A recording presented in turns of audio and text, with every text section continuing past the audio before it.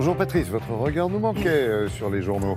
Bonjour Laurent et bonjour à tous. Il y a un vieux principe de survie qui consiste à donner son doigt quand on ne veut pas se faire arracher la main, à donner sa main quand on ne veut pas perdre un bras et à donner un bras quand on veut sauver sa tête. Transposé à la situation en Algérie, eh bien, ce principe revient à sacrifier Bouteflika pour assurer la survie du système. Le Figaro explique fort bien la manip ce matin en complément de cette photo qui truste la une. Le cadrage et l'angle de prise de vue disent bien des choses, avec au premier plan l'imposante silhouette du général chef d'état-major Ahmed Gaïd Saleh.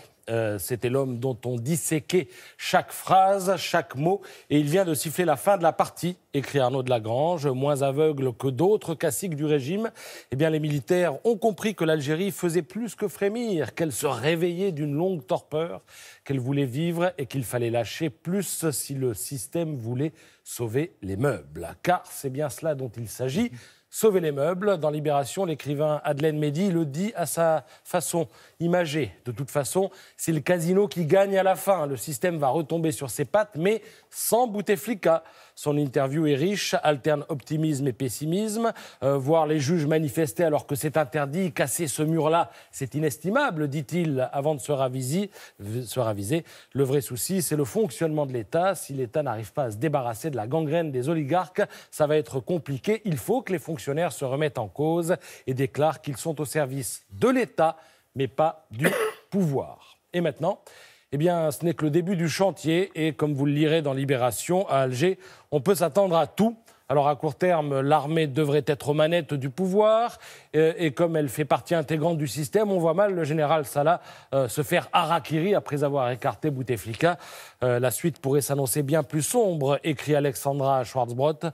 Si le président saute, ce n'est pas pour satisfaire le peuple, mais pour sauver un système tout-puissant ayant la main sur les finances du pays, qui va maintenant organiser sa propre transition. Celle-ci s'effectuera-t-elle dans les mêmes conditions que les manifs des semaines passées, enthousiastes et pacifiques ?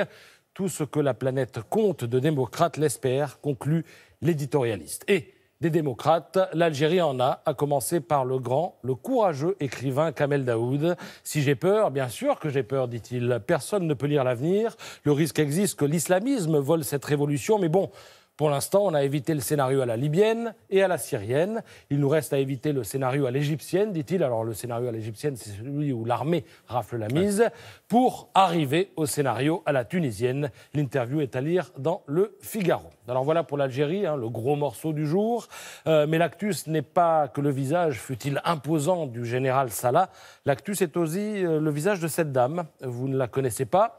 Moi non plus. Elle illustre un papier de l'Humanité sur la prise en charge de la dépendance. On attend avec impatience le rapport qui sera remis demain à la ministre de la Santé. Il arrivera en prélude à une loi sur un meilleur maintien à domicile des personnes dépendantes. Il paraît que les Français y tiennent, mais il va très rapidement être question, comme vous l'imaginez dans le débat, du coût de l'opération. Et là se posera l'éternelle question, comment faire mieux sans dépenser plus ? C'est-à-dire ce matin dans l'Humanité et dans La Croix. Merci beaucoup Patrice, c'était Indépendance et Dépendance, effectivement, ce matin.